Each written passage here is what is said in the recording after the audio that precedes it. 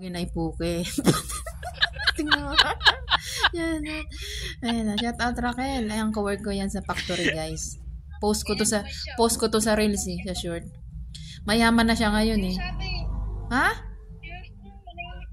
Mayaman na yan ngayon, umiga na sa pera. Kung dati taga ano lang, factory lang yan. Niyuyug-yug-yug yung puwet niya. Ngayon, ayan na siya. Oh. Ang takaw niya, kaya lumaki siya ganyan. Bakit ako magkano ng problema? Tatawanan ko lang. Oh? Nakita mo yung beauty ko. Oh. Shout out sa beauty. Sana all may beauty. Alam mo yun, yun naman siya nilalag. Binibidyo kita, ipopost ko to sa Reels tungang. At saka sa FB.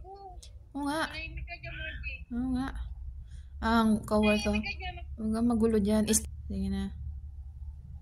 Ang ganda talaga nila. Parang kang yaya talaga dyan. Hindi ka may-ari. Hindi ka boss. Parang kang yaya.